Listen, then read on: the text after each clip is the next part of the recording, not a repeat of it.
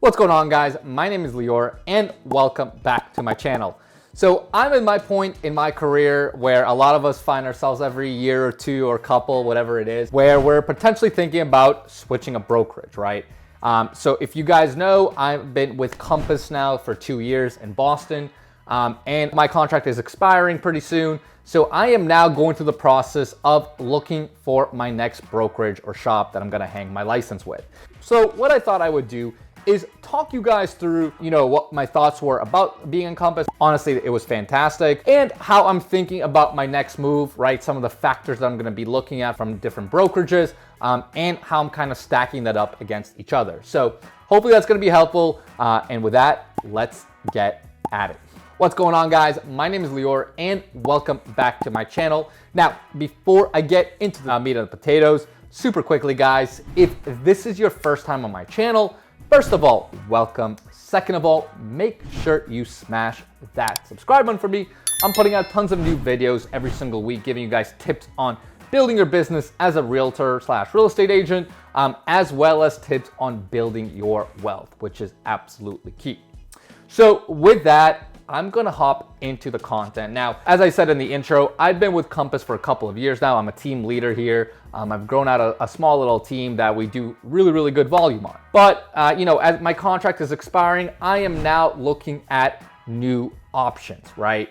I loved a lot of things about Compass, but there are certain things that I'm gonna talk about that are making me think about moving to a different shop. And here's some factors that I'm evaluating as I'm looking at new places. So I'm gonna go through them. I've got a list right here. So the first is commission splits, right? That's usually the first thing most agents think about. Honestly, I am not as concerned about that. I had a very solid split with Compass. And commission split was never something that really drove me super hard. I'd rather choose the right place for me, even if it's a couple of points or even 5-10% less than another place, because I can always make it up with one more transaction, right? So even though commission split is certainly important, and I obviously want the best split possible, that's not like the thing that's really like driving me one place versus another, that's gonna be a deal breaker necessarily. The second factor I'm looking for as I'm kind of shopping brokerages is ability to grow a team. Now in Compass, I think that's one of the things that I struggled with a little bit, right?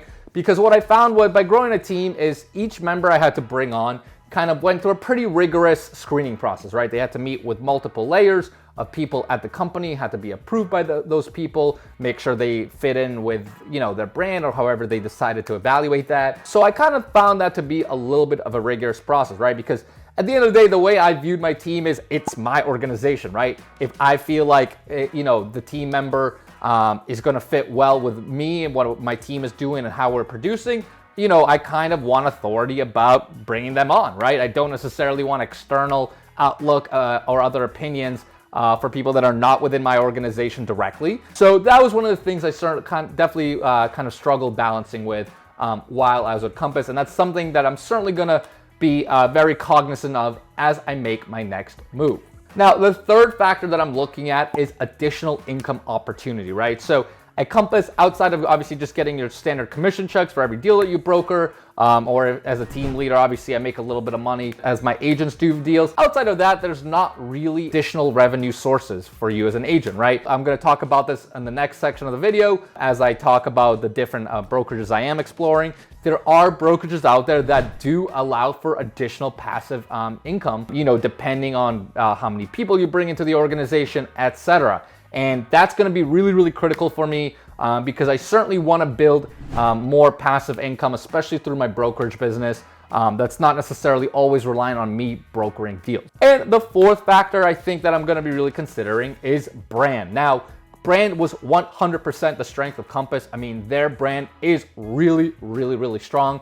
Again, I'm in Boston, so that's a very high-priced market center and a lot of luxury developments, etc. And I really found the brand to be honestly quite awesome, right? I mean, a lot of people really respect it and recognize the brand.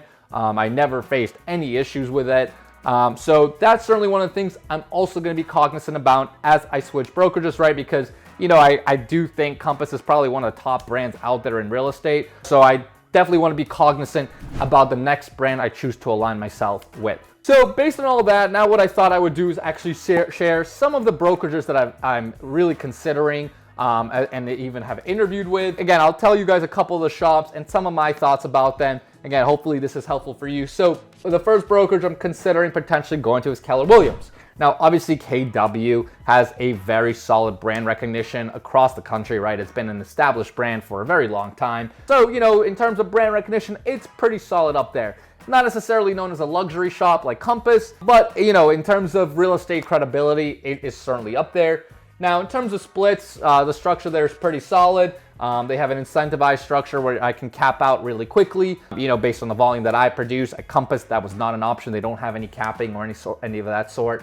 So that's kind of cool. It'll, certainly put additional dollars in my pocket. And there is some passive income opportunity through their profit share program, right? So basically, if you bring on agents into your team or into the organization, there is a way for you to get, a certain amount of money from the profit that agent produces for that local market center, which is obviously nice because that's kind of that nice passive income stream that I was referring to earlier. The next brokerage I'm evaluating potentially going to is EXP. Now, EXP is obviously a newer company, that's been on a huge growth trajectory. I would say probably their brand is not that well established compared to obviously like Compass and KW. They're a newer company, less people have heard about them, but they have been growing like pretty quickly and pretty crazily. So I do think their brand is gonna get out there more and more. Now, in terms of commission structure, pretty similar to KW, where they have a good commission split and then nice capping structure. So again, good opportunity for me to put more dollars in my pocket based on the volume that I'm producing. But probably the coolest thing about EXP to me is there is lots of additional income opportunity, right? They have a revenue share program, which is different than a profit share at KW. I'm not going to go into the weeds of it. You can look that up on separate videos. It has, I think, greater top line potential than profit share. EXP also offers some stock depending on production levels. You can kind of get stock back on your cap depending on how much you produce. So I do think EXP offers some cool additional revenue streams on top of your regular commission checks that I think makes it stand out. And the last, I'd say the last category of shops I'm looking at, I kind of will clump them together. There's a few other ones that I'll kind of lump together. There's Sotheby's and Coldwell Banker. And the reason I'm looking at these shops is I like Compass, and I really like the fact that their brand was well recognized, especially in the luxury space. So both Sotheby's and Coldwell both, I think, have very good brand recognition in those spaces as well. I think those shops have pretty similar commission structures to Compass. Nothing mind-blowing, but pretty solid, not a ton of capping features or anything like that. But I think the big thing for me that I'm concerned about is not a ton of passive income opportunity. I know Coldwell does a little bit. They kind of offer some sort of little incentive, but I looked at the numbers and they were not really anything that mind-blowing to me. But it's certainly another option, kind of keeping in the back of my mind in case I kind of decide to lean on more brand pretty heavily. So hopefully that's helpful, guys. So that's kind of that's my thought process right now. I still have not made up my mind. I'll probably will make another video pretty soon. Once I actually make up my mind and sign with a company, I'll let you guys know what really incentivized me to go to that company. But this is kind of my thought process as of right now, as I'm exploring different options. So if you have any questions, make sure to put them in the comments below.